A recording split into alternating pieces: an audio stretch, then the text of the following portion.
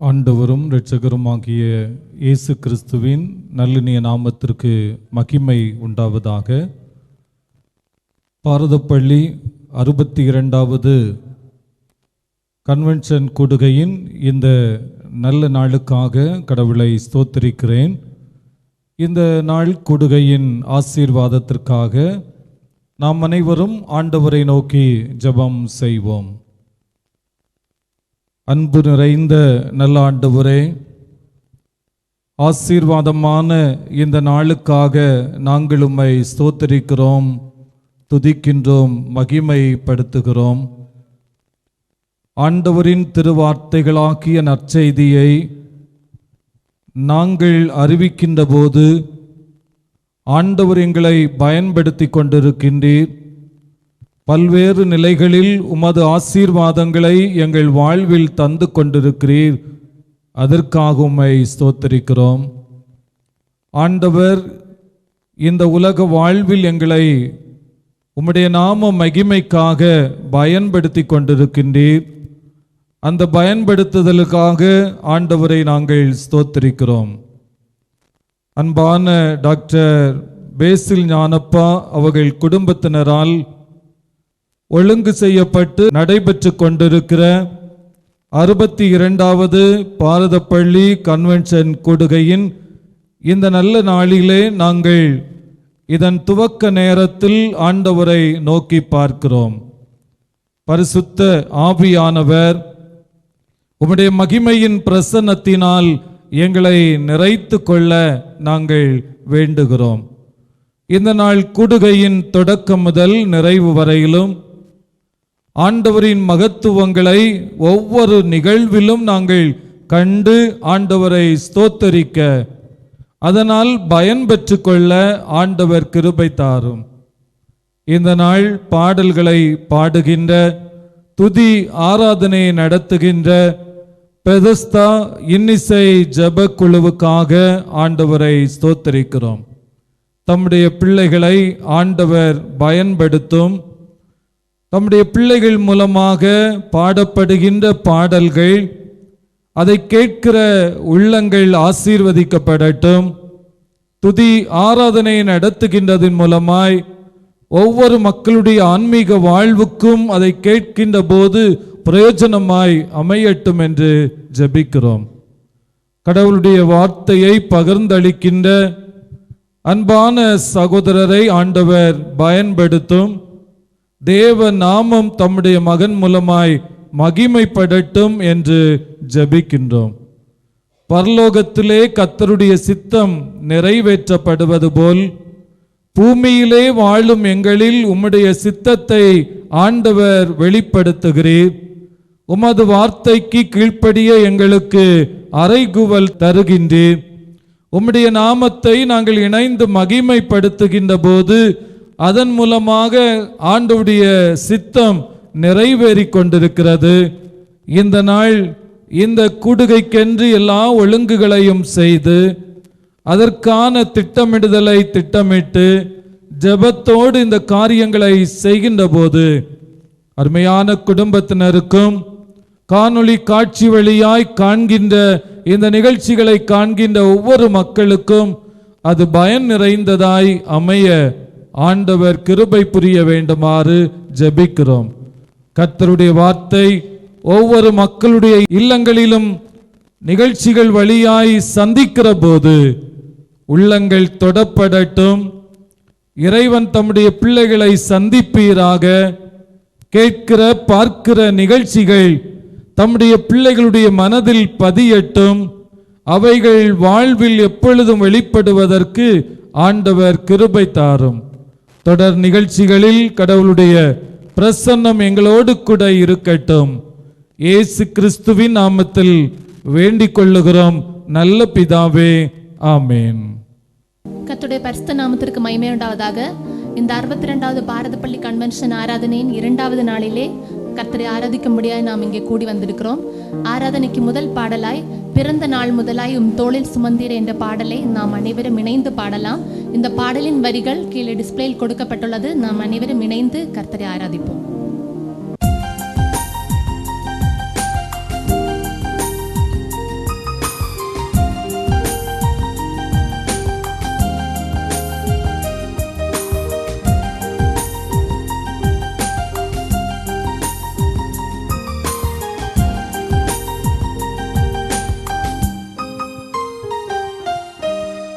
பிறந்த நாள் முதலாய் உம் தோளில் சுமந்தீரே, தகப்பனிலும் மேலாய் தனி பாசம் வைத்தீரே.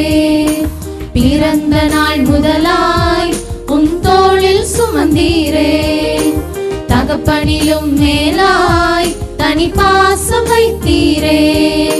மெதுவான தென்றல் கொடுங்காற்றாய் மாறி அடித்த வேளையிலும் என்னை கீழே விடவில்லை. மெதுவான தென்றல் கொடுங்காற்றாய் மாறி அடித்த வேளையிலும் என்னை கீழே விடவில்லை. பிறந்த நாள் முதலாய் உம் தோளில் சுமந்தீரே, தகப்பனிலும் மேலாய் தனி பாசம் வைத்தீரே. பிறந்த நாள் முதலாய் உம் தோளில் சுமந்தீரே, தகப்பனிலும் மேலாய் தனி பாசம் வைத்தீரே.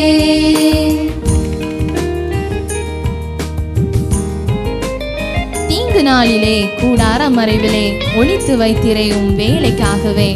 கண்மலை மேல் என்னை உயர்த்தி வைத்தீரே, துதிக்கும் புது பாடல் என் நாவில் தந்தீரே. எல்லாரும் சேர்ந்து உற்சாகமாக இந்த பாடல் வரிகளை பாடலாம்.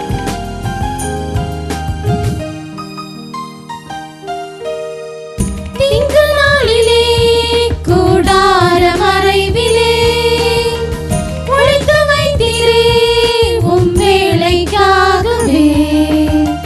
தீங்கு நாளிலே கூடார மறைவிலே ஒளித்து வைத்தீரே உம் வேலைக்காகவே.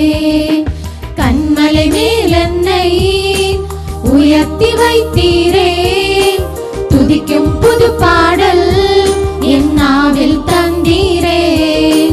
கண்மலை மேல் என்னை உயர்த்தி வைத்தீரே, துதிக்கும் புது பாடல் என் நாவில் தந்தீரே. பிறந்த நாள் முதலாய் உம் தோளில் சுமந்தீரே, தகப்பனிலும் மேலாய் தனி பாசம் வைத்தீரே. பிறந்த நாள் முதலாய் உம் தோளில் சுமந்தீரே, தகப்பனிலும் மேலாய் தனி பாசம் வைத்தீரே. பிறக்கும் முன்னமே என் பெயரை அறிந்தீரே, அவையும் அனைத்துமே அழகாக வரைந்தீரே. என்னிடம் உள்ளதே உம்மிடம் ஒப்படைத்தேன், அந்நாள் வரையிலுமே அதை காத்திட வல்லவரே. அவர் நம்மை காக்கிற தேவனாக இருக்கிறார். பிரியமானவர்களே, உற்சாகமாக பாடலாம்.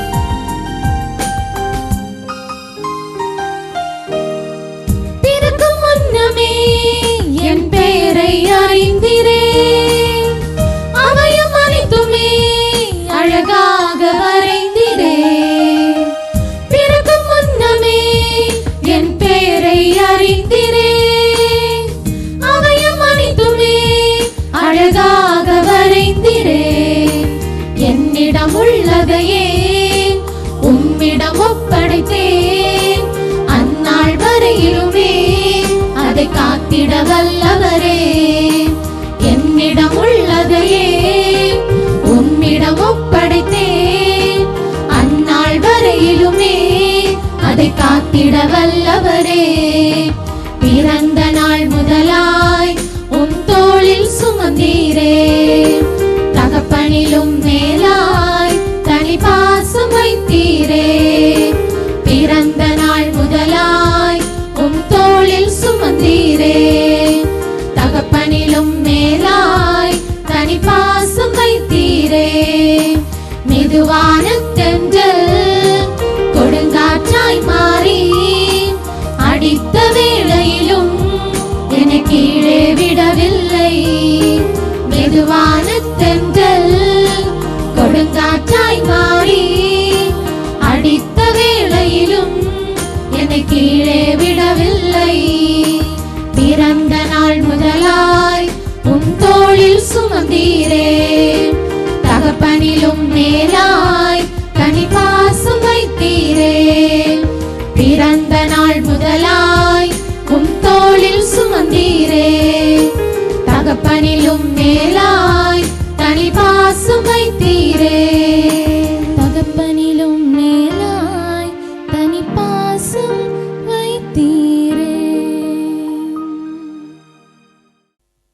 ஆண்டவருடைய திருநாமத்திற்கு மகிமை உண்டாவதாக. இந்த நாள் நடைபெறுகின்ற 62வது பாரதப்பள்ளி கன்வென்ஷன் கூடுகைக்காக உங்கள் அனைவரையும் அன்போடு ஆண்டவருடைய நாமத்திலே வரவேற்று கொள்ளுகிறேன். அருமையான டாக்டர் பேசில் ஞானப்பா அவர்கள் குடும்பத்தினரால் ஒழுங்கு செய்யப்பட்டு காணொளி காட்சி வழியாய் நடைபெற்று கொண்டிருக்கிற இந்த கூடுகைக்கு அன்பான குடும்பத்தினரை வாழ்த்துகிறேன், பாராட்டுகிறேன். அவர்களோடு இணைந்து பெதஸ்தா இன்னிசை ஜபக்குழுவினர் பாடல்களை பாடி இசைகளை இசைத்து துதி ஆராதனையை அவர்கள் நடத்த இருக்கின்றார்கள். அன்பு குழுவினரையும் ஆண்டுடைய திருநாமத்திலே நான் வரவேற்றுக் கொள்ளுகிறேன். இந்த நாள் நிகழ்ச்சிகளை ஆரம்பத்திலிருந்து நிறைவு வரையிலும் நீங்கள் அனைவரும் பார்த்து கேட்டு காணொளி காட்சி வழியாய் நடைபெறும் இந்த நிகழ்வுகள் உங்கள் வாழ்வுக்கு, உங்கள் குடும்ப வாழ்வுக்கு, தனி வாழ்வுக்கு பிரயோஜனமாய் அமைய ஆண்டவர் கிருபை புரிவாராக. ஆமேன். நாம் தொடர்ந்து 2வது பாடலாக சொன்ன சொல்லை காப்பாற்றும் தெய்வம் உம்மையன்றி யாரும் இல்ல, முடிந்ததில் துவக்கத்தை பார்க்கும் உங்களுக்கு ஈடே இல்லை என்ற பாடலை நாம் எல்லாரும் சேர்ந்து கரங்களை தட்டி உற்சாகமாக பாடி ஆண்டுடைய நாமத்தை மகிமைப்படுத்தலாம்.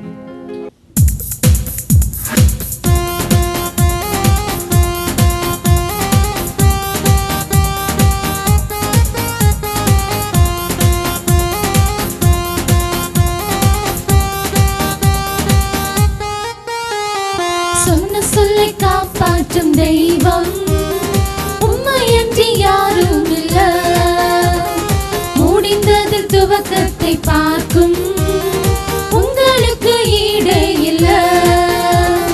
சொன்ன சொல்லை காப்பாற்றும் தெய்வம் உம்மையன்றி யாரும் இல்ல, முடிந்ததில் துவக்கத்தை பார்க்கும் உங்களுக்கு ஈடே இல்ல. நீ சொல்லி அமராத புயல் ஒன்றை பார்த்ததில்ல, நீ சொல்லி கேளாத சூழ்நிலை எதுவும் இல்ல. ஆராதனை ஆராதனை சொன்ன சொல்லை காப்பாற்றும் இயேசுவுக்கே. ஆராதனை ஆராதனை வார்த்தையை நிறைவேற்றும் இயேசுவுக்கே. ஆராதனை ஆராதனை சொன்ன சொல்லை காப்பாற்றும் இயேசுவுக்கே. ஆராதனை ஆராதனை வார்த்தையை நிறைவேற்றும் இயேசுவுக்கே. நீர் பாய்ச்சி காப்பாற்றுவேன், கைவிட மாட்டேன் என்று நான் வறண்டிடும் அறிகுறி தோன்றும் முன் வாய்க்காலாய் வருபவரே. எல்லாரும் சேர்ந்து பாடலாமே.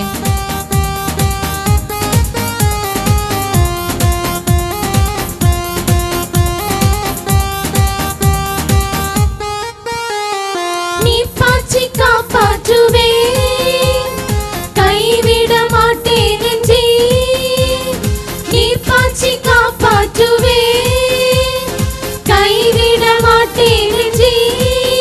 நான் வறண்டிடும் அறிகுறி தோன்றும் முன் வாய்க்காலாய் வருபவரே. நான் வறண்டிடும் அறிகுறி தோன்றும் முன் வாய்க்காலாய் வருபவரே. ஆராதனை ஆராதனை ஆராதனை சொன்ன சொல்லை காப்பாற்றும் இயேசுவுக்கே.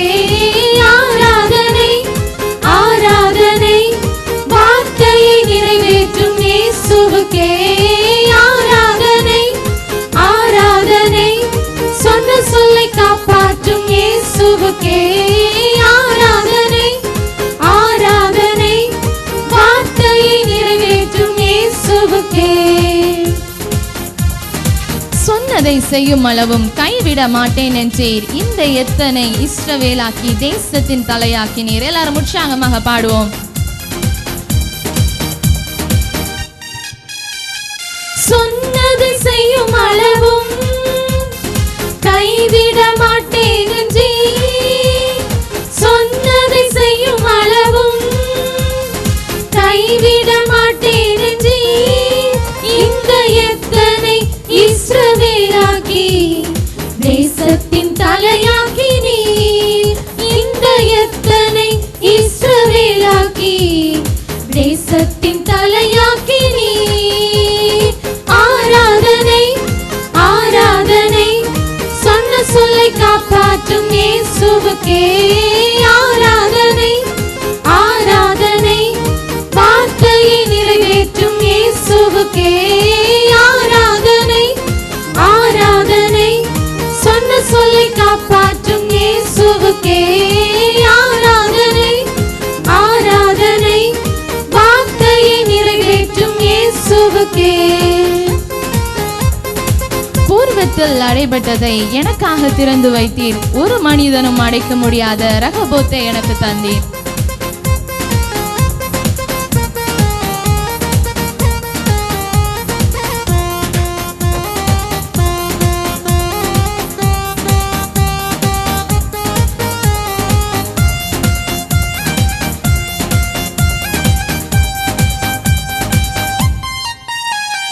பூர்வத்தில் அடைபட்டதை எனக்காக திறந்து வைத்தீர். பூர்வத்தில் அடைபட்டதை எனக்காக திறந்து வைத்தீர்.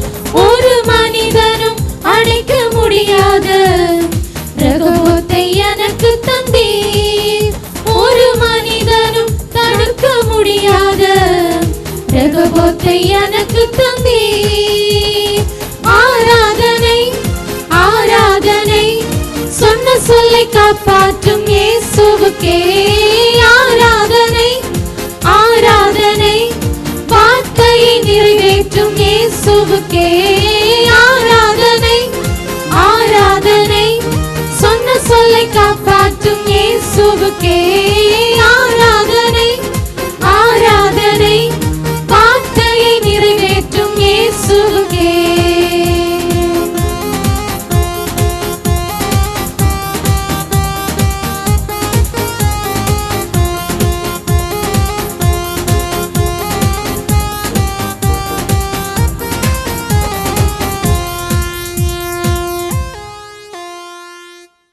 தொடர்ந்து நாம் துதி ஆராதனை வேலைக்காக கடந்து செல்ல இருக்கிறோம். பிரியமானவர்களே, நாம் யாவரும் இருக்கிற இடங்களிலே ஒரு சில நிமிடம் நாம் ஆண்டவரை பாடி ஆராதித்து அவரை மகிமைப்படுத்தலாம். எல்லோரும் இருக்கிற இடங்களிலே கண்களை மூடி ஒரு சில நிமிடம் நம் ஆண்டவரை நோக்கி பார்ப்போமே. வேதம் சொல்லுகிறது, ஆவியானவர் எங்கே உண்டோ அங்கே விடுதலை உண்டு என்பதாக.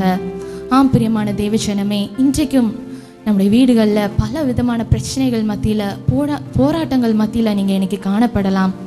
ஆனாலும் வேதத்தில் சொல்லப்பட்டது மாதிரி ஆவியானவர் நம்ம குடும்பத்தில் வந்தார்னா அந்த போராட்டங்கள் பிரச்சனைகள் எல்லாம் தகர்ந்து போகும். நமக்கு ஒரு விடுதலை நம் ஆண்டவர் நம்முடைய பரம தகப்பன் நமக்கு தருவதற்கு அவர் வல்லமை உள்ள தேவனாக இருக்கிறார். பிரியமானவர்களே, அதனால நம்ம சோர்ந்து போக வேண்டாம், தளர்ந்து போக வேண்டாம். அந்த ஆவியானவரை நம்ம அழைக்கலாமா? எல்லாரும் சேர்ந்து நம்ம அவரை இப்போது ஒரு மனமாக அழைப்போமா? ஆவியானவரே, அன்பின் ஆவியானவரே, இப்போ வாரும், இறங்கி வாரும் அப்பா எங்கள் மத்தியிலே என்று சொல்லி நாம் பாடி அவரை அழைக்க இருக்கிறோம்.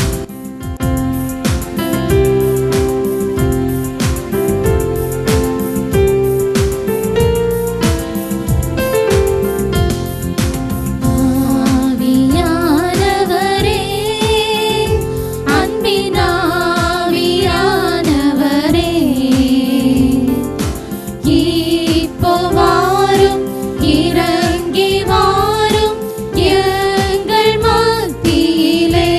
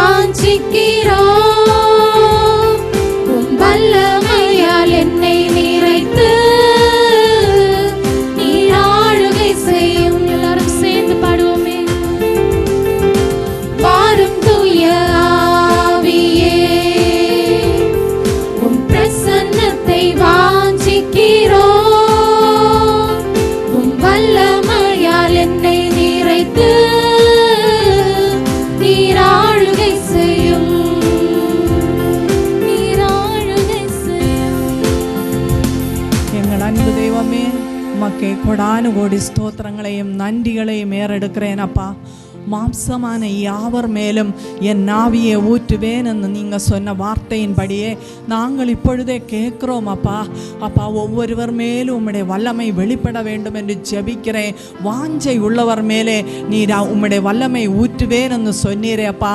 வாஞ்சையோடு ஏசப்பா திரு சமூகத்தில் வந்து நிற்கிறவர்கள் மேலே உம்முடைய வல்லமையை வெளிப்படுத்தும் ஏசப்பா. உம்முடைய அபிஷேகத்தின் கிருபையை வெளிப்படுத்தும் அப்பா. பரிசுத்தரே அப்பா, நிறைவாக்கும் ராஜா. ஒவ்வொருவர் மேல் உம்முடைய கிருபையை வெளிப்படுத்த வேண்டும் என்று உம்மிடத்திலே கெஞ்சி கேட்கிறோம் ஏசப்பா. இரக்கம் செய்தருளும் அப்பா. இந்த துதி ஆராதனை அநேகம் ஆயிரங்களுக்கு பிரயோஜனம் உள்ளதாய் மாற்றி அருளும் ஏசப்பா. ஒவ்வொருவரின் வாழ்க்கையில் ஒரு மாற்றம் உண்டாகட்டும் ஏசப்பா. உம்முடைய ஜீவ தண்ணீர் ஒவ்வொருவர் மேலும் ஊற்ற வேண்டும் என்று ஜெபிக்கிறேன் ஏசப்பா. எங்கள் பலத்தினாலேயோ எங்கள் பராக்கிரமத்தினாலேயோ ஏசப்பா ஒன்றும் செய்ய முடியாதே. எல்லாமே உம்முடைய ஆவியினாலே ஆகும் ராஜா. பரிசுத்தரே, இரக்கம் செய்து இந்த விண்ணப்பத்தை நீரே கேட்டருளுமாறு ஜெபிக்கிறேன் ஏசப்பா. இன்னும் ஏசப்பா இந்த துதி ஆராதனையிலே அப்பா ஆராதிக்கிற ஒவ்வொருவர் மேலும் உம்முடைய பிரசன்னத்தை வெளிப்படுத்தும் ஏசப்பா. நோய்வாய்ப்பட்டவர்கள் உண்டு ஏசப்பா, அவர்களை விடுதலையாக்கும் ஏசப்பா. இன்னும் சமாதானம் இல்லாமல் வேதனையோடு இருக்கிறவர்கள் உண்டு ஏசப்பா. சமாதானத்தின் தேவன் தாமே அப்பா ஒவ்வொருவருக்கும் ஆறுதலையும் சமாதானத்தையும் கட்டளையிட வேண்டும் என்று ஜெபிக்கிறேன் ஏசப்பா. இன்னும் பல விண்ணப்பங்களோடு இருக்கிறார்களே அப்பா. ஒவ்வொருவரின் இருதயங்களையும் ஆராய்ந்து பார்க்கிற தெய்வம் நீர் ஒருவரே ஏசப்பா. ஒவ்வொருவரையும் கர்த்தர் நினைத்தருளுமாறு ஜெபிக்கிறேன். இந்த 62வது பாரத பள்ளி கன்வென்ஷன் வழியாக பரிசுத்தரே அநேகம் ஆயிரங்கள் உம்முடைய ராஜ்யத்திலே வந்து சேரும்படி கர்த்தாவே நீர் இரக்கம் செய்ய போகிறபடியா ஸ்தோத்திரம் அப்பா. சகல துதியும் கனமும் ஸ்தோத்திரம் இயேசு ஒருவருக்கே சொந்தம். இயேசு கிறிஸ்துவின் இனிய நாமத்தில் பிதாவே, ஆமென்.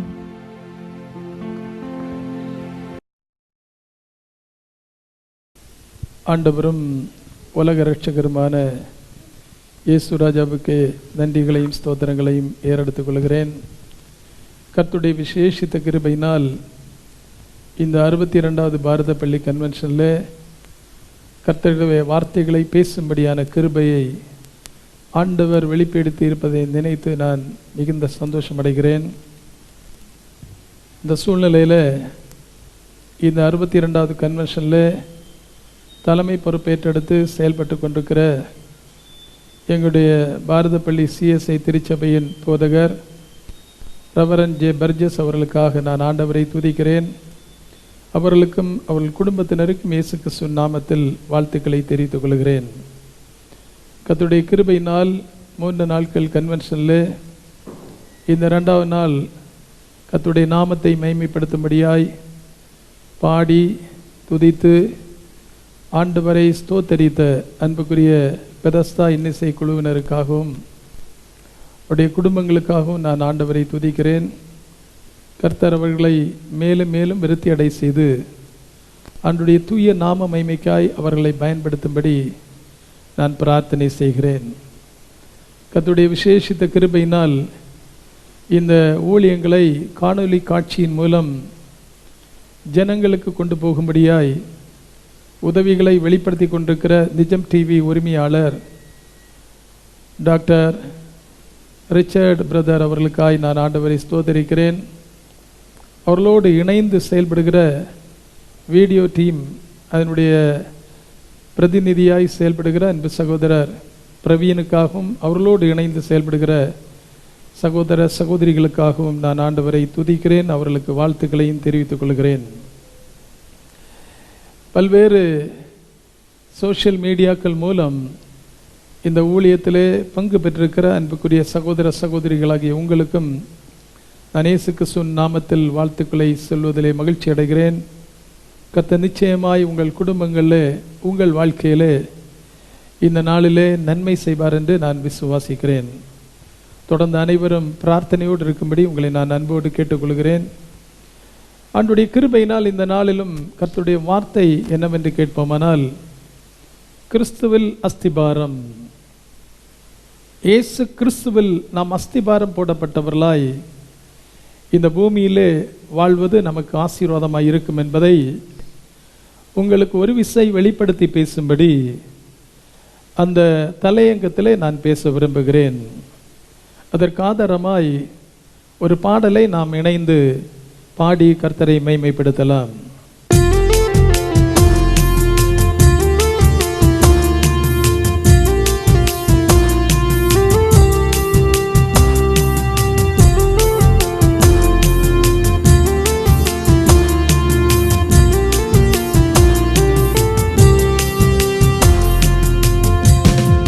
இயேசு என் அஸ்திபாரம் ஆசையன கவரே நேசமுசி பாருதல் இயேசுவில் கண்டேன் ஞானம் நேசமுசி பாருதல் இயேசுவில் கண்டேன் ஞானம் பஞ்சம்பசியுடனே நெஞ்சும் தூயவந்தாலும் அஞ்சீரே நீவையன் தஞ்சம் சுருகையில் அஞ்சீரே நீவையன் தஞ்சம் சுருகையில்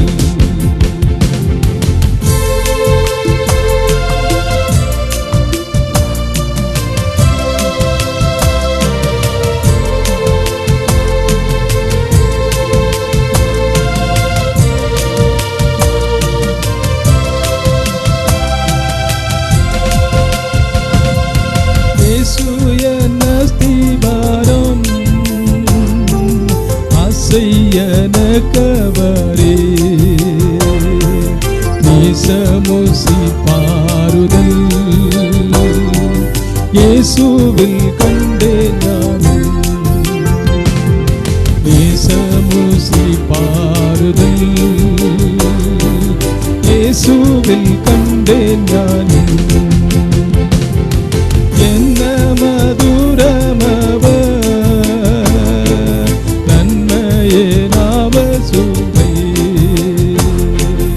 என்னகத்தில் நினைத்தா இன்னல் பரந்திடுமே இன்னகத்தில் நினைத்தா இன்னல் பரந்திடுமே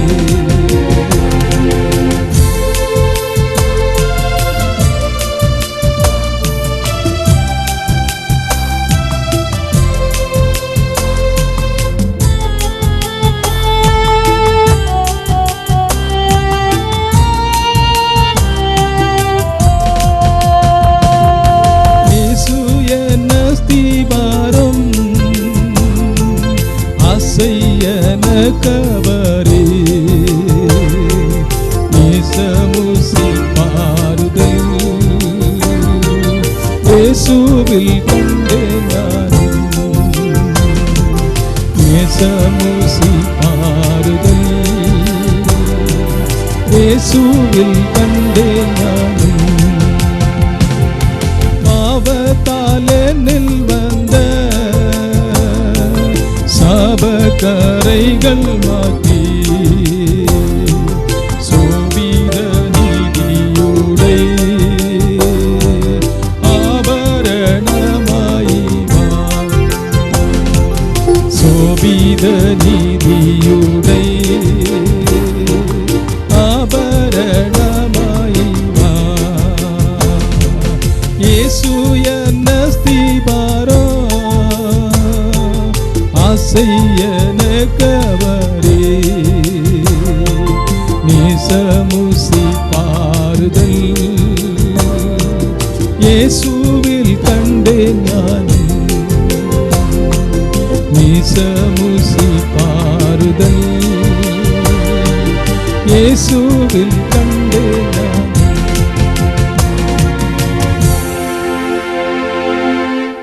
அன்புக்குரியவர்களே, இந்த தலைப்பிலே கர்த்தருடைய வார்த்தையை தியானிப்பதற்கு நான் தெரிந்து கொண்ட வேத புஸ்தகத்தின் வசன பகுதி என்னவென்று கேட்போமானால், லூக்கா எழுதின சுவிசேஷம் 6ஆம் அதிகாரம் 47 முதல் 49 வரை வாசிக்கும்போது 47ஆம் வசனை வாசிக்கலாம். என்னிடத்தில் வந்து என் வார்த்தைகளை கேட்டு இயேசுவிடத்தில் வந்து இயேசுவின் வார்த்தைகளை கேட்டு அவைகளின்படி செய்கிறவன் யாருக்கு ஒப்பாயிருக்கிறான் என்று உங்களுக்கு காண்பிப்பேன். அவைகளின்படி செயல்படுகிறவன் யாருக்கு ஒப்பாயிருக்கிறான் என்பதை காண்பிக்கிறேன் என்று சொல்லி தொடர்ந்து ஆழமாய் தோண்டி கற்பாறையின் மேல் அஸ்திபாரம் போட்டு வீடு கட்டுகிற மனுஷனுக்கு ஒப்பாயிருக்கிறான். அன்புக்குரியவர்களே, அப்படி என்றால் இந்த ஆழமாய் தோண்டி கற்பாறையின் மேல் அஸ்திபாரம் போடப்பட வேண்டும் என்றால், கன்மலையாகிய கிறிஸ்துவில் அஸ்திபாரம் போடப்பட்ட வாழ்க்கை நமக்கு ஆண்டவருடைய கிருபையினால் கிடைக்கப்பெற வேண்டும் என்றால் நாம் செய்ய வேண்டியது இயேசுவிடத்தில் போக வேண்டும், இயேசுவின் வார்த்தைகளை கேட்க வேண்டும், இயேசுவின் வார்த்தைகளின்படி செயல்பட வேண்டும். அது மட்டுமல்ல, வேதத்தின் அடிப்படையில் இன்னொரு பகுதியை நாம் தியானிக்கும் போது கொலோசியர் 2ஆம் அதிகாரம் 6ஆம் வசனம் 7ஆம் வசனம் இவைகளை வாசிக்கும் போது நாம் வாசிக்க கேட்கலாம். கொலோசியர் 2ஆம் அதிகாரம் 6-7. ஆகையால் நீங்கள் கர்த்தராகிய இயேசு கிறிஸ்துவை ஏற்றுக்கொண்டபடியே அவருக்குள் வேர்கொண்டவர்களாகவும் அவர் மேல் கட்டப்பட்டவர்களாகவும் அவருக்குள் நடந்து கொண்டு நீங்கள் போதிக்கப்பட்டபடியே விசுவாசத்தில் உறுதிப்பட்டு ஸ்தோத்திரத்தோடே அதிலே பெருக வேண்டும். அப்படி என்றால் இயேசு கிறிஸ்துவுக்குள் நாம் வேறு கொண்டவர்களாய் மாற்றப்பட வேண்டும் என்றால், இயேசு கிறிஸ்துவுக்குள் கட்டப்பட்டவர்களாய் நாம் மாற்றப்பட வேண்டும் என்றால், அந்த பகுதியின் அடிப்படையிலே சொல்லப்படுகிறது கர்த்தராகிய இயேசு கிறிஸ்துவை ஏற்றுக்கொள்ள வேண்டும். அவர் போதித்த வசனங்களில் விசுவாச உறுதியுள்ளவர்களாய் காணப்பட வேண்டும். அவரை ஸ்தோத்திரம் சொல்லி அவரை மகிமைப்படுத்த கடமைப்பட்டிருக்கிறோம். அன்புக்குரியவர்களே, அப்படி என்றால் இந்த 2 வேத பகுதிகளின் அடிப்படையிலே பார்க்கும்போது கிறிஸ்துவில் அஸ்திபாரம் போடப்பட்டு நிலை நிற்க வேண்டும் என்றால் செய்ய வேண்டியதை ஒரு விசை கூட நான் சொல்ல விரும்புகிறேன். இயேசுவிடத்தில் வர வேண்டும், அவர் வார்த்தைகளை கேட்க வேண்டும், அவர் வார்த்தைகளின்படி செயல்பட வேண்டும். அது மட்டுமல்ல, கர்த்தராகிய இயேசு கிறிஸ்துவை சொந்த இரட்சகராய் ஏற்றுக்கொள்ள வேண்டும். அவர் போதிக்கப்பட்ட வசனங்களில் உறுதியாய் விசுவாசத்தில் நிலை நிற்க வேண்டும். அவரை ஸ்தோத்தரித்து அந்த ஸ்தோத்திரத்தில் நாம் பெருக வேண்டும். மத்தேயு சுவிசேஷம் 7ஆம் அதிகாரம் 24 வசனம் 25ஆம் வசனம், இந்த 2 வசனங்களை வாசிக்கும் போது நாம் புரிந்து கொள்ளலாம்.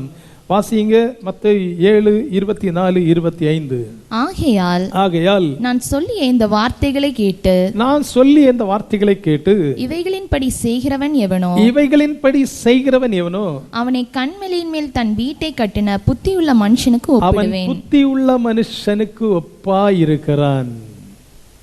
அப்ப இந்த பூமியிலே கிறிஸ்துவில் அஸ்திபாரம் போடப்பட்டு ஆண்டவருக்குள் நிலை நிற்கிறவன் வசனத்தின் அடிப்படையிலே புத்தி உள்ள மனுஷன் என்று இயேசு சொல்லுகிறார். என் அன்பு சகோதரா சகோதரி, ஆண்டவருடைய சர்டிபிகேஷன் நீ புத்தி உள்ள மனுஷன். எப்போது? இயேசு சொல்லுகிறார், இயேசுவில் அஸ்திபாரம் போடப்படும் போது. இயேசு கிறிஸ்துவில் அஸ்திபாரம் போட்ட வாழ்க்கை புத்தி உள்ள வாழ்க்கை என்று கர்த்தராகிய இயேசு நமக்கு சொல்லுகிறார்.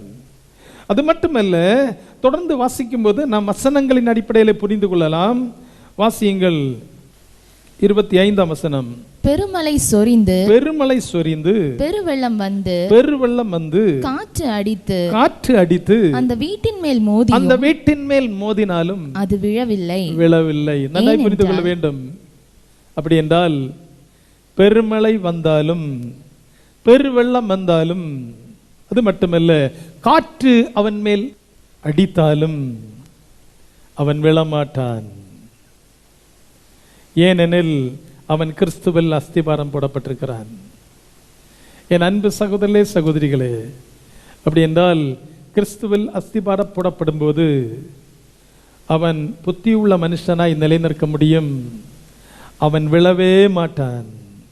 அது மட்டுமல்ல, பூமியிலே ரட்சிப்பில் நிலை நிற்க முடியும். ஆண்டவருடைய ராஜ்யத்தை சுதந்திரித்து மகிழ்ச்சி அடைய முடியும். இந்த ஆசீர்வாதத்தை நாம் பெற்றுக்கொள்ள கடமைப்பட்டிருக்கிறோம். அதற்காக தான் நாம் ஆண்டவரை நோக்கி பிரார்த்தனை செய்கிறோம். பல நிலைகளில் கர்த்தரை ஆராதிக்கிறோம். பல நிலைகளில் கர்த்தரை தேடி ஓடிக்கொண்டிருக்கிறோம்.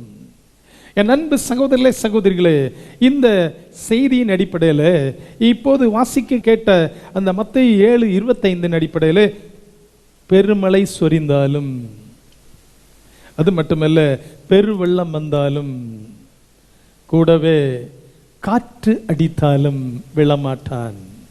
அப்படி என்றால் இந்த மூன்றும் என்ன? இயேசு சொல்லி இருக்கிறார் அல்லவா, பெருமழை வந்தாலும் பெருமழை சொரிந்தாலும் அந்த வீடு விழாது. நமக்கு ஒப்புமைப்படுத்தி தான் அதை சொல்லி இருக்கிறார் அந்த ஓமையை. அது மட்டுமல்ல, பெருவெள்ளம் வந்தாலும் அந்த வீடு விழாது, நாம் விழமாட்டோம். அது மட்டுமல்ல, காற்றடித்து அதன் மேல் மோதினாலும் அந்த கட்டடம் விழாது, நாம் விழுந்து விட மாட்டோம். அப்படி என்றால் நான் இதை குறித்து தியானித்த போது, பல்வேறு விளக்க உரைகளை நான் அலசி ஆராய்ந்த போது, பிரார்த்தனையோடு ஆண்டவரிடத்தில் இது என்ன 3 காரியங்கள்? பெருமழை என்றால் என்ன குறிக்கிறது வேதத்தின் அடிப்படையில்? பெருவெள்ளம் என்றால் இந்த இடத்தில் என்ன குறிக்கிறது? பெருங்காற்று என்றால் என்ன குறிக்கிறது? ஏனென்றால் எல்லாருக்கும் நமக்கு தெரியும், மழை பெய்வது ஆசீர்வாதம், மழை நமக்கு தேவையா இருக்கிறது. ஆனால் பெருமழை என்றாலோ அது பலவிதமான சேதங்களை உருவாக்குவதை நாம் அறிந்திருக்கிறோம். வெள்ளம் நமக்கு தேவை. ஆற்றிலே வெள்ளம் வந்தால் தான் நிலத்தடி நீர் உயரும். ஆனால் அது பெருவெள்ளமாய் மாறும்போது பலவிதமான சேதங்களை விளைவிப்பதை நாம் அறிந்திருக்கிறோம். அடிக்கடி செய்தி பகுதியிலே நாம் பல நிலைகளில் பல செய்திகளை கேட்டுக்கொண்டிருக்கிறோம். சமீபத்தில் கூட, இப்போது கூட அஸ்ஸாமில் பயங்கரமான வெள்ளப்பெருக்கம் என்று கேள்விப்பட முடிகிறது. பலர் இந்த உலகத்தை விட்டு கடந்து போய்விட்டார்கள் என்ற செய்தி கேட்க முடிந்தது. என் அன்பு சகோதரர்களே, சகோதரிகளே, வெள்ளம் தேவைதான். ஆற்றிலே வெள்ளம் பாய்ந்து போக வேண்டியதுதான். அது மட்டுமல்ல, எல்லா நிலையிலும் அது ஆசீர்வாதம் தான். ஆனாலும் பெருவெள்ளம் வரும்போது அது பல்வேறு சேதங்களை உருவாக்குறது. காற்று தேவைதான். இந்த பெருந்தொற்று காலத்தில் நாம் அனைவரும் அறிந்திருக்கிறோம், அநேகருக்கு ஆக்சிஜன் தட்டுப்பாடு நிமித்தம் அதற்காய் ஓடி ஓடி பல நிலைகளில் அங்கலாய்த்து போய் எப்படியாவது ஆக்சிஜன் பெற்றுக்கொள்ள வேண்டும் என்று பல ஆயிரங்கள் செலவு பண்ணி, ஆயினும் சிலர் ஆக்சிஜன் கிடைக்க முடியாமல் இந்த உலகத்தை கடந்து போன மிக கொடூரமான சம்பவங்களை நாம் அறிந்திருக்கிறோம். ஆனாலும் அது பெருங்காற்று. அது மட்டுமல்ல, அது புயல் என்று சொல்லப்படுகிறது, ஸ்டாம். அப்படி என்றால் அந்த புயல் காற்று அடிக்கும் போது, ஓகி புயல் அடித்தது நாம் அறிந்திருக்கிறோம். இப்படி பலவிதமான புயல்கள் நம்முடைய வாழ்க்கையிலே அடிப்பதை நாம் அறிந்திருக்கிறோம். எனவே அந்த புயலிலே சிலர் விழுந்து போகிறார்கள், சிலர் அழிந்து போகிறார்கள், சில நாசமோசங்கள் வருகிறது. ஆனாலும் பெருங்காற்று என்று சொல்லும்போது அது பல நிலைகளில் நமக்கு பிரச்சனைகளையும் வேதனைகளையும் உண்டாக்குறது. எனவே இதன் அடிப்படையிலே இதனுடைய ஆவிக்குரிய சத்தியம் என்ன என்று பிரார்த்தனை செய்த போது ஆண்டவர் அதை குறித்து சில காரியங்களை எனக்கு உணர்த்தினதை நான் சொல்லி உங்களுக்கு பிரார்த்தனை செய்து முடித்துக் கொள்ளலாம் என்று விரும்புகிறேன். முதலாவது, பெருமழை என்று சொல்லும்போது அது எங்கிருந்து வருகிறது? மேலிருந்து வருகிறது.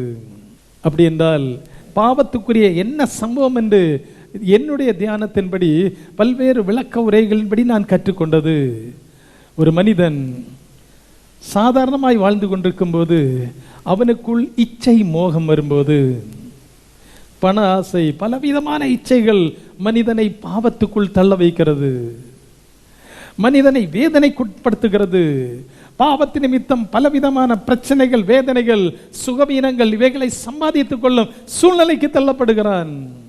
பேரோடும் புகழோடும் வாழ்ந்த மனிதன் இப்படிப்பட்ட தவறான காரியங்களில் சிக்கிவிடும் போது அவனால் அதிலிருந்து தப்புவிக்கப்பட முடியாமல் பல நிலைகளில் கொடுமையாய் வேதனைக்கு உள்ளாக்கப்படுகிற சூழ்நிலைகளை நாம் அறிந்து கொள்ள முடியும்.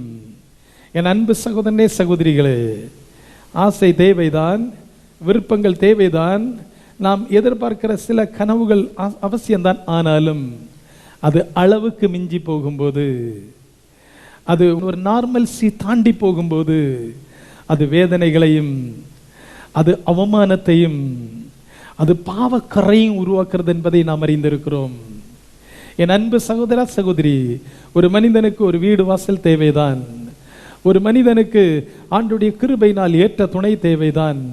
ஒரு மனிதனுக்கு தேவையான ஆகாரம் தேவைதான். ஆனால் எதையுமே அளவுக்கு மிஞ்சி அதை ஆசைப்படும் போது, விருப்பப்படும் போது அது பலவிதமான துன்பங்களையும் வேதனைகளையும் கொண்டு வருகிறது என்பதை நாம் அனுபவ ரீதியிலே அறிந்திருக்கிறோம். எனவே அந்த பெருமழை என்ற அடிப்படையிலே நான் தியானம் பண்ணும்போது இச்சை அவனை விழ பண்ணுகிறது. என் அன்பு சகோதரா சகோதரி, இரண்டாவதாக பெருவெள்ளம். பெருவெள்ளம் என்று சொல்லும்போது நாம் அனைவரும் அறிந்திருக்கிறோம், நிலத்திலே அப்படி கடந்து செல்லுகிறது. அப்படி என்றால் ஒன்று மேலிருந்து வருகிறது பிரச்சனை, இன்னொன்று கீழ் வழியாக விழுகிறது. எனவே பெருவெள்ளம் வரும்போது வேதத்தின் அடிப்படையில் என்னுடைய தியானத்தின்படி அவிசுவாசம், அது நிமித்தம் என்ன வருகிறது? சந்தேகங்கள். ஐயோ, இந்த காரியம் நடக்குமா? இந்த சுகவீனம் மாறுமா? இதில் எனக்கு சுகம் கிடைக்குமா? என்னால் அந்த காரியம் சாதிக்க முடியுமா? என்னால் இந்த படித்தத்தை படித்து எனக்கு இதிலிருந்து வெற்றி பெற முடியுமா என்ற ஒரு தடுமாற்றம். அந்த தடுமாற்றத்தின் நிமித்தம் கால்கள் தள்ளாடுகிறது. சந்தேகத்தை நிமித்தம், அவிசுவாசத்தை நிமித்தம், ஐயோ மருத்துவமனைக்கு இனி போய் பிரயோஜனமே இல்லை, ஐயோ ஜபம் பண்ணி இனி பிரயோஜனம் இல்லை, எத்தனையோ பேர் ஜபம் பண்ணியாச்சு, நானே எத்தனை தடவை ஜபம் பண்ணியாச்சு, இனி பிரயோஜனம் இல்லை என்று சொல்லி தள்ளாட்டம். ஆண்டவர் சொல்லுகிறார், உன் காலை தள்ளாட விட்டார், உன்னை காக்கிறவர் உறங்கார். என் அன்பு சகோதரர்களே சகோதரிகளே, இதன் அடிப்படையில் ஒரு சின்ன பாடலை நான் உங்கள் மத்தியிலே பாடி கர்த்தரை மகிமைப்படுத்தலாம் என்று விரும்புகிறேன். உன் கால்கள் தள்ளாட உன்னை காக்கிறவர் உறங்கா. உன் கால்கள் தள்ளாட உன்னை காக்கிறவர் உறங்கா. இஸ்ரவேலை காக்கிறவர்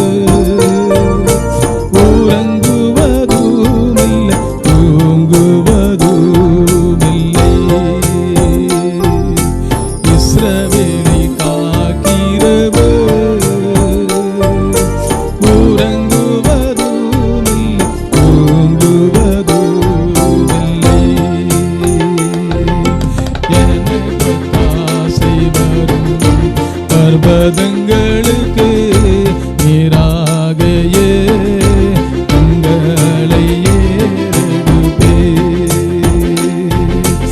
எனக்கு ஆசை வரும் பர்வதங்களுக்கு நீராக என்னும் கண்களை ஏறெடுப்பே.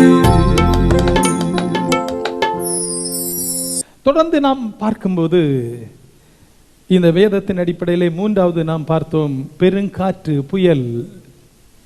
புயல் எப்படி அடிக்கிறது? சுத்தி சுத்தி அடிக்கிறது. நீங்க சில செய்தி பகுதியில எல்லாம் வீடியோல பார்த்திருப்பீங்க, டிவி சேனல் மூலம் பார்த்திருப்பீங்க புயல் எப்படி அடிக்கிறது என்று.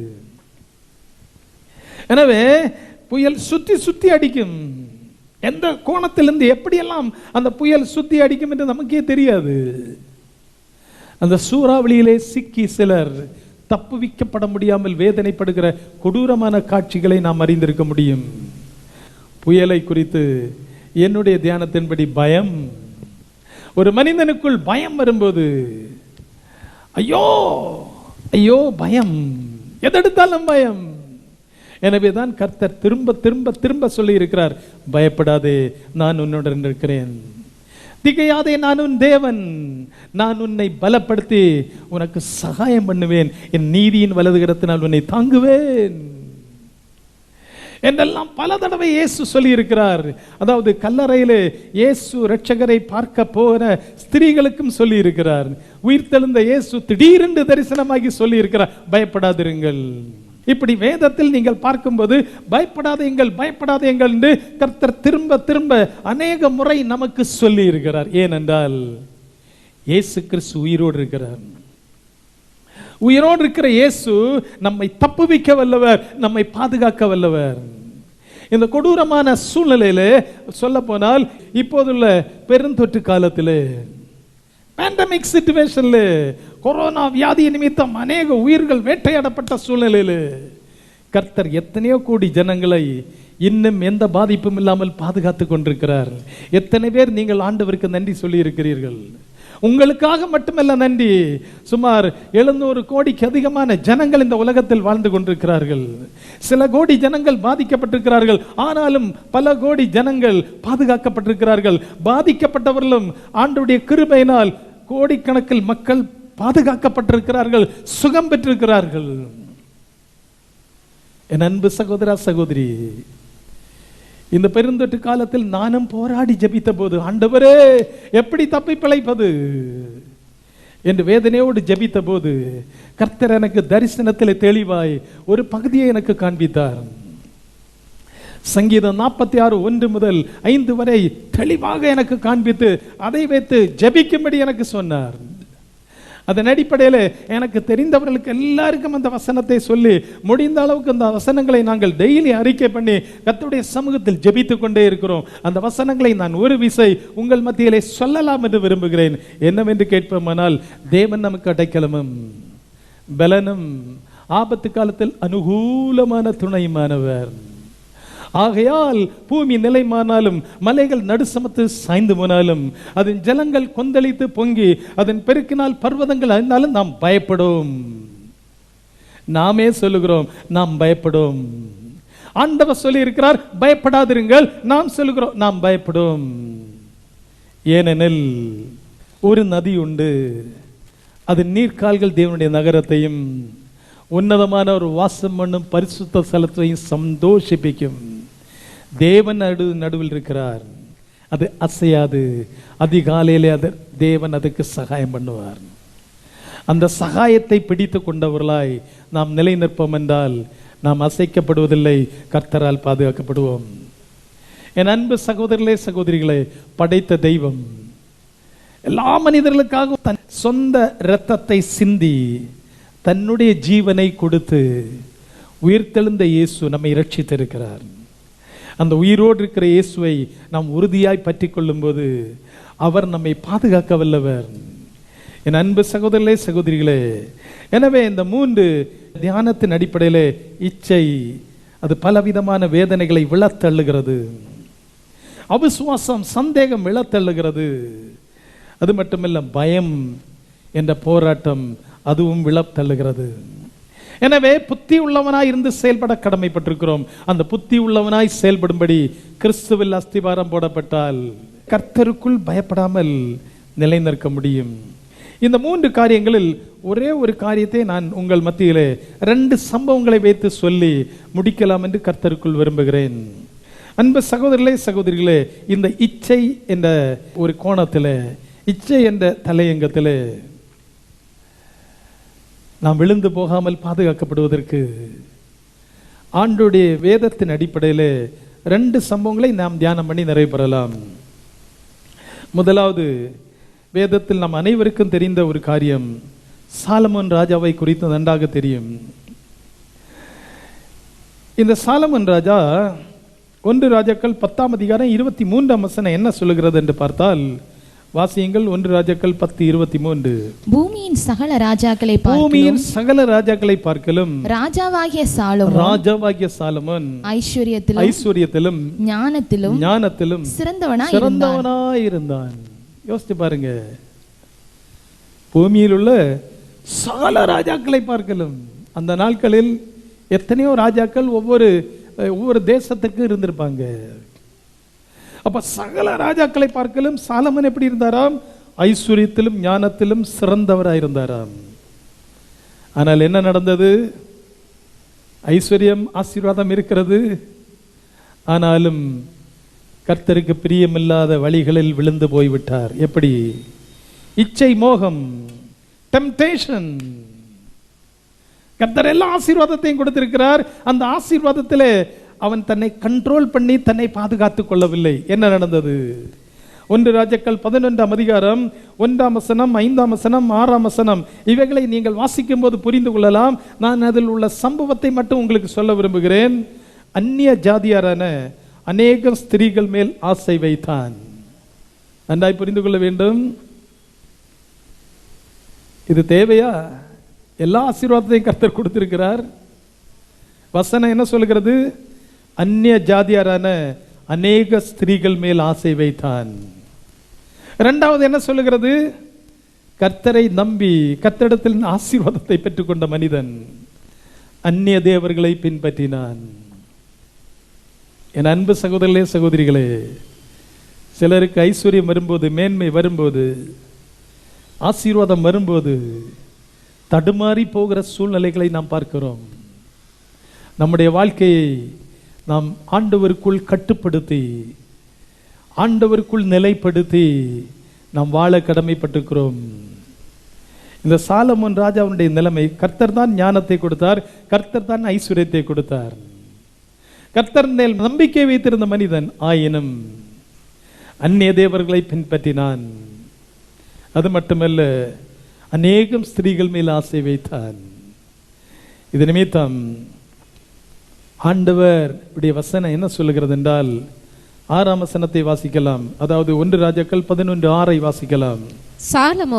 சாலமோன் தன் தகப்பனாகிய தாவீதைப் போல கர்த்தரை பூரணமாய்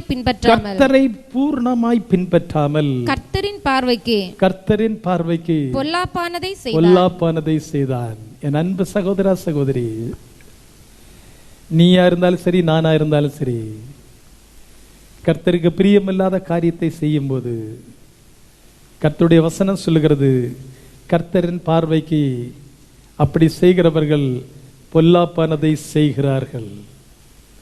சாலமன் செய்தாலும் சரி, அல்லது பூர்வாங்க கிறிஸ்தவ சகோதரியாக நீ செய்தாலும் சரி, அல்லது ஊழியம் செய்கிற நான் செய்தாலும் சரி, அல்லது ஊழியத்தை பிரபலமாய் நிறைவேற்றி கொண்டிருக்கிற ஒரு மனிதன் செய்தாலும் சரி, எல்லாரும் கர்த்தருக்கு முன்பாக தவறு செய்தால் தவறு, பாவம் என்றால் பாவம், பரிசுத்தம் என்றால் பரிசுத்தம். அது சாலமன் ராஜா என்று சொல்லி ஆண்டவர் பார்ஷியாலிட்டி பண்ணுவதற்கு தேவனுடைய வசனம் எங்கேயும் அனுமதிக்கவில்லை. எனவே அவன் இச்சையில் விழுந்தான், தவறான வழிகளில் ஓடினான், கர்த்தருடைய பார்வைக்கு பொல்லாததை செய்தான் என்று கர்த்தரே சொல்லுகிறார். என்ன நடந்தது? அந்த இச்சை மோகத்தில் விழுந்த மனிதனுக்கு பலன் கர்த்தரிடத்திலிருந்து வந்தது. என் அன்பு சகோதரா, சகோதரி, நாம் ஒரு பிரச்சனை வரும்போது நம்மை நாமே முதல்ல ஆலோசித்து அறிந்து கொள்ள வேண்டும், உணர்வடைய வேண்டும். ஆண்டவரே, எனக்குள் ஏதாவது பாவம் இருக்கிறதா, ஏதாவது தவறுகள் இருக்கிற, இந்த பிரச்சனைக்கு காரணம் என்ன, இந்த வேதனைக்கு காரணம் என்ன, இந்த சுகவீனத்துக்கு என்ன பிரச்சனை? ஏனெனில் இந்த மனிதனுக்கு அது நிமித்தம் என்ன நடந்தது? 1 ராஜாக்கள் 11ஆம் அதிகாரம் 10ஆம் வசனம் சொல்லுகிறது, கர்த்தர் அவன் மேல் கோபமானார். கர்த்தர் கோபமான என்ன? எவ்வளவு கொடூரமா இருக்கும் யோசிச்சு பாருங்க. உலகத்தை படைத்த தெய்வம், மனிதனை படைத்த தெய்வம், உயிரோடு வாழ்ந்து கொண்டிருக்கிற தெய்வம், அவர் கோபப்பட்டால் எந்த மனிதனாலாவது நிற்க முடியுமா? முடியவே முடியாது. கர்த்தர் கோபமானார். அடுத்தது 11ஆம் வசனம் சொல்லுகிறது, ராஜ்ய பாரத்தை உன் ஊழியக்காரனுக்கு உன் குமாரனுடைய கையினின்று பிடுங்கி கொடுப்பேன் என்று கர்த்தர் சொல்லுகிறார். உன் ஊழியக்காரனுக்கு ராஜ்ய பாரத்தை கொடுப்பேன், உன் நாட்களில் செய்ய மாட்டேன், ஆனால் உன் குமாரனுடைய நாட்களில் கொடுப்பேன். தண்டனை, 3வது தண்டனை, ஏதோமியனாகிய ஆதாத்தின் விரோதியை எழுப்பினார். நமக்கு விரோதமாய் சிலர் எழும்பும்போது அதை யோசிக்கணும். ஏன் இவன் நமக்கு விரோதமாக எழும்புறான்? இது யார் நிமித்தம் இந்த விரோதம் வருகிறது? ஆண்டவரே இதை அனுமதிக்கிறாரா? அல்லது சாத்தான் தான் இதை செய்யப்படுகிறானா? அல்லது என்னுடைய சுய தவறுகள் நிமித்தம் வருகிறதா? யோசித்து பார்த்து செயல்பட கடமைப்பட்டிருக்கிறோம். ஒரு சாலமன் ராஜா, கர்த்தரால் ஆசீர்வதிக்கப்பட்ட மனிதன், தவறு செய்த போது நடந்த சம்பவம், கர்த்தர் அவன் மேல் கோபமானார். அவன் ராஜ்ய பாரத்தை அவன் வேலைக்காரனுக்கே கொடுத்தார், அவனுடைய குமாரனுடைய நாட்களில். அது மட்டுமல்ல, வேதத்தின் அடிப்படையில் பார்க்கும்போது அவனுக்கு விரோதமாய் ஆதாத் என்னும் ஒரு விரோதியை உண்டாக்கினார். அது வரைக்கும் அவன் சுகமாய் வாழ்ந்த நாட்கள், யார் விரோதியே இல்லை அவனுக்கு. அவ்வளவு தூரம் அமைதியாய், சமாதானமாய், சந்தோஷமாய், எல்லா ராஜாக்களும் புகழ்ந்து பேசக்கூடிய அளவில் உன்னத நிலையில் இந்த பூமியிலே வாழ்ந்த ஒரு ராஜாவாகிய சாலமோனுக்கு விரோதமாய் ஒரு விரோதியையும் கர்த்தர் எழுப்பினாராம். ஏனெனில் இச்சை அவனை இந்த ஆசீர்வாத சீர்குலை உண்டாக்குனது. என் அன்பு சகோதரே, சகோதரா, நீ கிறிஸ்துவுக்குள் நிலை நின்றால் ஆண்டவர் உன்னை விழவிட மாட்டார். உன்னை பாதுகாக்கிற தெய்வமாய் இருக்கிறார். உன்னை அபகரிக்கும்படியாய் அல்லது உனக்கு விரோதமாய் என்ன சூழ்ச்சிகள் வந்தாலும், என்னதான் சதி மோசங்கள் வந்தாலும், என்னதான் உன்னை கவர்ந்தெழுக்கும் சூழ்நிலை வந்தாலும், ஆண்டவருக்குள் உன்னை கட்டுப்படுத்தி நீ வாழும்போது கர்த்தர் உன்னோடு பேசுவார். எப்படி பேசுவார்? நான் உனக்கு போதித்து நீ நடக்க வேண்டிய வழியை உனக்கு காட்டுவேன், உன்மே நான் கண்ணை வைத்து உனக்கு ஆலோசனை சொல்லுவேன் என்று ஆண்டவர் ஆலோசனை கொடுப்பார். ஏனென்றால் நீ ஆண்டவரோடு வாழும்போது ஆண்டவரிடத்தில் கேட்காம இதையும் செய்ய மாட்டேன். நான் ஆண்டவரோடு வாழும்போது ஆண்டவர்கிட்ட கேட்டுதான் ஒன்றென்றை செய்ய முடியும். அப்படி வாழும்போது இப்படிப்பட்ட மோசமான காரியங்களில், கர்த்தருக்கு பிரியமில்லாத காரியங்களில் விழுந்து போவதற்கு வாய்ப்பில்லாமலே பாதுகாக்கப்பட முடியும். என் அன்பு சகோதர, சகோதரி, ஆனால் இன்னொரு சம்பவத்தை நாம் பார்க்கும்போது அந்த மனிதன் ஆண்டவருக்குள் நிலைந்து நின்றிருப்பதை நாம் பார்க்க முடியும். வேதத்தின் அடிப்படையில், பழைய ஏற்பாட்டின் பகுதியில் யோசேப்பை குறித்து நாம் அனைவரும் அறிந்திருக்கிறோம்.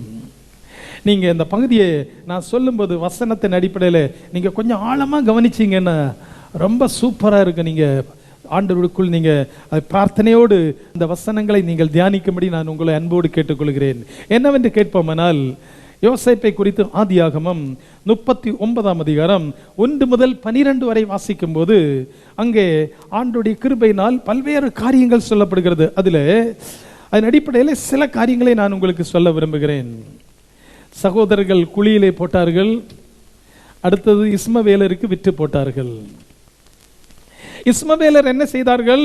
யோசேப்பை எகிப்தின் ராஜாவாகிய பார்வோனின் பிரதானியும், அது மட்டுமல்ல கேப்டன் ஆஃப் தி ஆர்மி, அது மட்டுமல்ல சீஃப் எக்ஸிகியூஷனர் என்று சொல்லப்படுகிறது, அதிகாரி.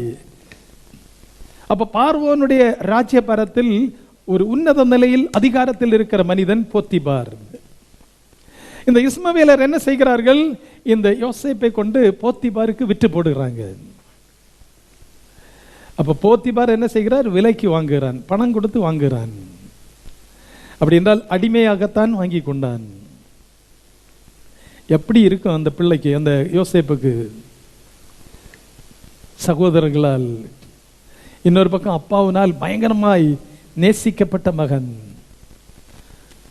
அந்நிய தேசத்திலே ஒரு அடிமையாக விற்கப்படுகிறான்.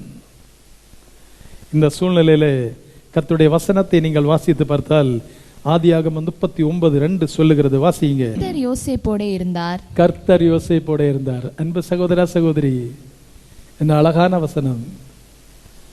நமக்கு சொல்ல முடியுமா என்னோடு இயேசு இருக்கிறார்? சொல்ல முடியுமா? சொல்லணும். இயேசு என்னோடு இருக்கிறார். யோசேப்போட கர்த்தர் இருந்தார். அது நிமித்தம் என்ன நடந்ததா? 3ஆம் வசனம் சொல்லுகிறது, கர்த்தர் அவன் செய்வதெல்லாவற்றையும் வாய்க்க பண்ணினாராம். அப்ப யோசேப்பை அடிமையாக விலைக்கு வாங்கி கொண்ட போத்திபார், அவன் இந்த யோசேப்புக்கு என்னென்ன பொறுப்பு கொடுக்கிறாரோ அவன் செய்வதெல்லாம் வாய்க்க பண்ணினார் என்று போத்திபார் கண்டு கொண்டான், அறிந்து கொண்டான். அது நிமித்தம் என்ன நடந்தது? 4ஆம் வசனம் சொல்லுகிறது, யோசேப்பிடத்தில் போத்திபார் தயை வைத்து தனக்கு ஊழியக்காரனாய் மாற்றினது மட்டுமல்ல, தன் வீட்டிற்கு விசாரணைக்காரனாய் நியமித்தது மட்டுமல்ல, தனக்கு உண்டான எல்லாவற்றையும் அவன் கையில் ஒப்புவித்தான். அப்படி என்றால் போத்திபார் என்றால் ராஜாவுக்கு அடுத்த நிலையில் உள்ள ஒரு பெரிய அதிகாரி. அப்ப அந்த அதிகாரிக்கு என்னெல்லாம் ஆசீர்வாதங்கள் இருக்குன்னு யோசிச்சு பாருங்க. சாதாரண உங்களை மாதிரி என்ன மாதிரிப்பட்ட அதிகாரியோ அல்ல, என்ன உங்களை மாதிரிப்பட்ட என்ன மாதிரிப்பட்ட ஆளோ அல்ல போத்திபார். அந்த தேசத்தில் பார்வோனுக்கு அடுத்த நிலையில் இருக்கிற ஒரு ஆபீசர், கேப்டன், சீஃப் எக்ஸிகியூஷனர் என்று சொல்லப்படுகிறது ஆங்கில வேத புஸ்தகத்தில். அப்படி என்றால் ஒரு சீப் பொசிஷன்ல இருக்கிற ஒரு மனிதன் தேசத்தில், அந்த மனிதனுக்கு உண்டான எல்லாவற்றையும் அடிமையாய் வாங்கினவனுக்கு கையில கொடுக்கிறார். எவ்வளவு ஆசீர்வாதம்! அப்படி என்றால் போத்திபாருடைய வீட்டில் போத்திபார் மனைவி அடுத்த நிலையில, சில வேளை அவங்களுக்கு பிள்ளைங்க இருந்திருக்கலாம், அந்த வேலைக்காரர்களை பார்க்கும்போது இந்த அடிமையாய் வாங்கப்பட்ட மனிதன் உன்னத நிலையில் பணியமர்த்தப்படுகிறார்.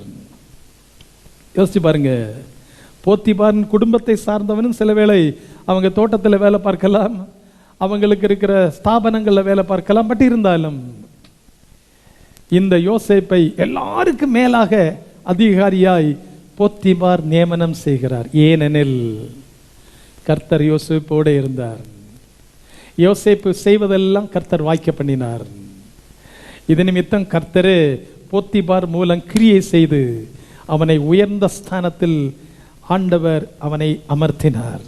ஆதியாகமம் 39:7 முதல் 12 வரை வாசிக்கும் போது அங்கேதான் அவன் பிரச்சனையை சந்திக்கிறான். இன்னொரு பக்கம் நான் சொல்ல விரும்புகிறேன், அவனுக்கு நல்ல சேலரி இருந்திருக்கும், நல்ல சேலரி, ஹை சேலரி இருந்திருக்கும். போத்திபாரின் ஊழியக்காரர்களே இந்த மனிதனுக்கு தான் ஹை சேலரி. அப்ப நல்ல ஆசீர்வாதம். சின்ன பருவத்திலே திருமணம் கூட ஆகல, திருமணம் ஆவதற்கு முன்னாடி இளம் பிராயத்தில் நல்ல சேலரியில வேலை பார்த்துக்கிட்டு இருக்கிறார். இந்த சூழ்நிலையில போத்திபாரின் மனைவி மூலம் ஒரு இச்சையின் போராட்டம் இருக்கிறது. இன்னைக்கு உலகத்தில் யோசித்து பாருங்க, போத்திபாரின் மனைவின்னா அவங்களும் ஒரு கனமான ஒரு சகோதரி. அந்த சகோதரி விரும்புகிற காரியம் யோசேப்பு நடத்தி கொடுத்தா சில வேளை யோசேப்புக்கு ஒரு எண்ணம் வந்திருக்குன்னு நீங்க இன்னும் உயர்ந்த ஸ்தானத்தில் இருக்கலாம். போத்திபாரும் என்னை கனமா வைத்திருக்கிறார், போத்திபாரின் மனைவியும் என்னை கனமா வைத்திருப்பாங்க எண்ணி இருக்கலாம். ஆனா பதவி போனாலும் பிரச்சனை இல்லை, சம்பளம் போனாலும் பிரச்சனை இல்லை, எனக்கு இந்த பாவம் வேண்டாம், இந்த இச்சையின் பாவம் வேண்டாம். உன் வாலிப பிராயத்தில் உன் சிருஷ்டிகரை நினை. வாலிபம் மாயை. எனவே சிருஷ்டிகரை நினைத்து வாழ கடமைப்பட்டிருக்கிற அன்பு சகோதர சகோதரி, அன்பு பிள்ளைகளே, இந்த அன்பு சகோதரன் இந்த யோசேப்பு நல்ல சம்பளம், நல்ல பதவி, அது மட்டுமல்ல வீட்டம்மா சொல்றாங்க கீழ்ப்படிந்து ஆகணும் அப்படின்னு விரும்பல. வேலையே இல்லாட்டாலும் பிரச்சனை இல்லை, சம்பளமே போனாலும் பிரச்சனை இல்லை, எனக்கு இந்த பாவம் வேண்டாம். இந்த போத்திபார் எல்லாவற்றின் மேலும் அதிகாரம் கொடுத்திருக்கிறார். ஆனால் அவருடைய மனைவியை எனக்கு அதிகாரம் கொடுக்கவில்லை, வேதத்தின்படி அனுமதியும் இல்லை. இந்த சூழ்நிலையில போத்திபாரின் மனைவி இந்த யோசேப்புக்கு ஒரு அதிகாரி மாதிரி தான். ஏன்னா தலைவி, வீட்டு தலைவி சொன்னா கீழ்ப்படியலைன்னா வேலை பார்க்க முடியாது. அப்படி ஒரு கீழ்ப்படிதல் தேவையே கிடையாது. ஆண்டவருக்கு முன்னாடி பர்ஃபெக்டா வாழ வேண்டும், கர்த்தரை நான் சந்தோஷப்படுத்த வேண்டும் என்ற ஒரு உண்மையான நிலையில் என்ன செய்தான்? உங்கள் அனைவருக்கும் தெரிந்த விஷயம்தான். அதை நான் ஆழமாய் சொல்லி இந்த இடத்துல விரும்பவில்லை. என்ன நடந்தது? ஆதியாகமம் 39:8 வாசிக்கும் போது, யோசேப்பு அவன் சொல்லுக்கும் செயல்பாட்டிற்கு இணங்காமல், இங்க பாருங்க, அந்த அம்மா அதிகாரி அம்மா,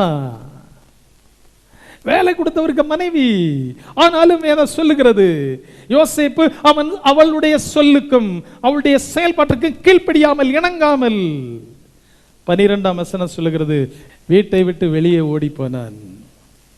நடந்தது என்ன நம் அனைவருக்கும் தெரியும். அவன் மேல் குற்றம் சாட்டப்பட்டு வீண்பழி சுமத்தப்பட்டு என்ன பலன் கிடைத்தது? அதே ஆதியாகமம் 39:20 சொல்லுகிறது, சிறைச்சாலை தள்ளப்பட்டான். என் அன்பு சகோதரா சகோதரி, வேலை போனாலும் பிரச்சனை இல்லை, சம்பளம் இல்லாட்டாலும் பிரச்சனை இல்லை, பரிசுத்தமாய் வாழ வேண்டும் என்று நினைத்த மனிதனுக்கு கிடைத்த பலன் சிறைச்சாலை. அது நிமித்தம் என்ன ஆசீர்வாதம் கிடைத்ததுன்னு நம்ம எல்லாருக்கும் தெரியும். என்ன ஆசீர்வாதம்? திரும்ப நீங்க 39:20 முதல் பல்வேறு வசனங்களை வாசிக்கும் போது, 41ஆம் அதிகாரம் வாசிக்கும் போது, ஆதியாகமம் 41:41 சொல்லுகிறது, சிறைச்சாலையிலிருந்து நேரடியாக எங்கு போனார்? எகிப்து தேசம் முழுமைக்கும் அதிகாரியாக்கப்பட்டான். போத்திபாரின் வீட்டுக்கு அதிகாரியா இருந்த மனிதன் இப்ப எங்க அதிகாரி? தேசத்திற்கு அதிகாரியாக்கப்பட்டான். அன்றைக்கு போத்திபாரின் மனைவிக்கு கீழ்ப்படிந்திருந்தால் நிச்சயமாய் அவன் ஒரு அடிமையாய், ஒரு பாவியான மனிதனாய் இந்த பூமியிலே பல வேதனைகளை பற்றிருக்க வேண்டிய சூழ்நிலைக்கு தள்ளப்பட்டிருப்பான். அது மட்டுமல்ல, ஆண்டவரால் ஒரு நற்சாட்சி பெற்ற மகனாய் மாற்றப்படவே முடியாத அளவுக்கு அவனுடைய வாழ்க்கை சீர்குலைந்து போயிருக்கும். ஆனாலும் அன்றைக்கு கீழ்ப்படியாமல், பாவத்துக்கு அடங்காமல், பாவத்தை ஜெயித்தது நிமித்தம் சிறைச்சாலையில் போயிருந்தாலும், அன்பு சகோதர சகோதரி, வீண் பழி நிமித்தம் நீ வேதனைப்பட்டுக் கொண்டிருக்கிறாய், நீ கண்ணீர் விட்டுக் கொண்டிருக்கிறாய், பல நிலைகளில் நீ நிந்திக்கப்படுவது நிமித்தம் நீ என்ன செய்வதென்று இன்றைக்கு சிலர் அது நிமித்தம் தற்கொலைக்கே ஓடிக்கொண்டிருக்கிறார்கள். சகோதர சகோதரி, உனக்கு ஒரு முடிவுண்டு. கர்த்தர் உயிரோடு இருக்கிறார். அவரை நோக்கி கதறி அழுது ஜெபி. கர்த்தர் உனக்கு ஒரு விடுதலை தரும்படி யோசேப்புக்கு அற்புதம் செய்த கர்த்தர் உனக்கு நிச்சயம் செய்வார். எனவே சிறைச்சாலையிலிருந்து அவன் எகிப்து தேசம் முழுமைக்கும் அதிகாரியாக்கப்பட்டான். உனக்கு போராட்டமா, வேதனையா?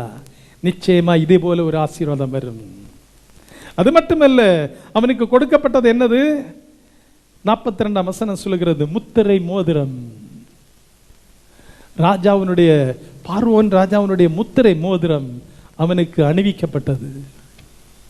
அந்த தேசத்தினுடைய அரசாங்க முத்திரை பதிக்கப்பட்ட மோதிரம் அவனுக்கு கொடுக்கப்பட்டது. அன்பு சகோதர சகோதரி, நீ பரிசுத்தாவியினால் முத்திரை போடப்பட்டிருந்தால் நீ கர்த்தருடைய பிள்ளையாய், தேவனுடைய புத்திரனாய், புத்திரியாய் இந்த பூமியிலே நற்சாட்சி பகர முடியும். இந்த சூழ்நிலையிலே அவனுக்கு முத்திரை மோதிரம் போடப்பட்டிருந்தது. அது மட்டுமல்ல, மெல்லிய வஸ்திரம், வெரி காஸ்ட்லி ட்ரெஸ். சிறைச்சாலையில் கிடந்த மனிதன், மெல்லிய வஸ்திரம், முத்திரை மோதிரம், மெல்லிய வஸ்திரம். அடுத்தது என்னது? கழுத்திலே பொன் சரப்பணி. இன்னைக்கு பொன் சரப்பணி பலவிதமான லட்சக்கணக்கில் செலவு பண்ணி அன்பு சகோதரிகள் சிலர் போட்டிருப்பதை நாம் பார்க்க முடிகிறது. அப்ப யோசேப்புக்கு ராஜா கொடுத்தது எவ்வளவு விலையேற பெற்றதா இருக்கு, யோசிச்சு பாருங்க. திருமணத்துக்கு நம்ம பல லட்சம், ஈவன் கோடிக்கணக்கில் ரூபாய் செலவு பண்ணி சரப்பணிகளை, பொன் சரப்பணிகளை போட்டு கொடுக்கிறோம். இது ராஜா போட்டது. பொன் சரப்பணியை போட்டு நடந்தது என்ன? அந்த தேசத்தில் உள்ள 2வது சேரியட். முதல் சேரியட் பார்வோனுக்கு, 2வது சேரியட் யாருக்கு? யோசேப்புக்கு. அப்ப அதுக்கு கீழே தான் யார் இருக்கிறா? போத்திபார் மனைவி எல்லாம் அதுக்கு பின்னாடி தான் இருக்கிறாங்க. முதல்ல ராஜா, அடுத்தது யோசேப்பு. யோசேப்புக்கு சேரியட் கொடுத்தாச்சு, ரதம் கொடுத்தாச்சு. அது மட்டுமல்ல, நீங்க வாசிச்சு பார்த்தீங்கன்னா ரொம்ப ஆச்சரியமா இருக்கு. 43ஆம் வசனத்தை வாசிங்க. தன்னுடைய 2ஆம் ரதத்தின் மேல் அவனை ஏற்றி, தன்னுடைய 2ஆம் ரதத்தின் மேல் அவனை ஏற்றி தெண்டனிட்டு பணியுங்கள் என்று, தெண்டனிட்டு பணியுங்கள் என்று சொல்லி அவனுக்கு முன்பாக கூறுவித்து, அவனுக்கு முன்பாக கூறுவித்து எகிப்து தேசம் முழுமைக்கும் அவனை தேசம் முழுமைக்கும் அதிகாரியாக்கினான். அப்ப யாரெல்லாம் தெண்டனிட்டு பணிந்திருப்பாங்க? யாரெல்லாம் பணிந்திருப்பாங்க? போத்திபார் பணிந்திருப்பார், போத்திபார் மனைவி பணிந்திருப்பாங்க, அங்க வேலை பார்க்கிற எல்லாருமே அவன் காலில் விழுந்து பணிந்திருப்பாங்க. என் அன்பு சகோதர சகோதரி, எவ்வளவு ஆச்சரியம்! அதை கொஞ்சம் டீப்பா திங்க் பண்ணி பாருங்க. வீண் பழி சுமத்தப்பட்டு ஜெயிலுக்கு தள்ளப்பட்ட மனிதன், யார் ஜெயிலுக்கு தள்ளினானோ, யார் காரணமா இருந்தாங்களோ அவங்க எல்லாம் காலில் வந்து விழ வேண்டிய சூழ்நிலை. அதான் கர்த்தர். உன்னை வாளாக்காமல் தலையாக்குகிற கர்த்தர், உன்னை கீழாக்காமல் மேலாக்குகிற கர்த்தர், உன்னை உயர்ந்த ஸ்தானத்தில் வைத்து சந்தோஷப்படுகிற கர்த்தர், மகிழ்ச்சி அடைகிற கர்த்தர். அவர் அதை செயல்படுத்தி இருக்கார். எப்படி? தெண்டனிட்டு பணியுங்கள், பவ் டவுன், அழுது கால்களில் விழுந்தார்களாம். எப்படி சொல்லி விழுந்தாங்கன்னு எனக்கு தெரியாது, வேதத்தில் தெளிவாய் சொல்லி இருக்கிறது. அது மட்டுமல்ல, எகிப்து தேசம் முழுமைக்கும். யோசிச்சு பாருங்க, போத்திபாரின் வீட்டுக்கு தான் அதிகாரி. ஜெயிலுக்கு போயிட்டு வந்து எங்க எகிப்து தேசம் முழுமைக்கும் அதிகாரி. எனக்கு இங்கிலாந்து தேசத்தில் நமக்கு தெரியும் குவீன் எலிசபெத் ராஜரீக ஒரு குடும்பம். அதுக்கு அடுத்ததுல பிரைம் மினிஸ்டர். அதே மாதிரி அந்த நாட்கள்ல எகிப்தில் கிங் ராஜாவாக பார்வோன், அடுத்த நிலையில அதிகாரி யாரு? இந்த யோசேப்பு. அடிமையாய் விலைக்கு வாங்கப்பட்ட அந்த அன்பு சகோதரன், உயர்ந்த ஸ்தானம். அது மட்டுமல்ல, அதற்கு பிறகுதான் நீங்க வாசித்து பார்த்தீங்கன்னா தெரியும், 44, 45 இந்த 2 வசனங்களையும் வாசித்து பார்த்தா தெரியும், அவனுக்கு திருமணத்தை நடத்தினதே ராஜாவாகிய பார்வோன்.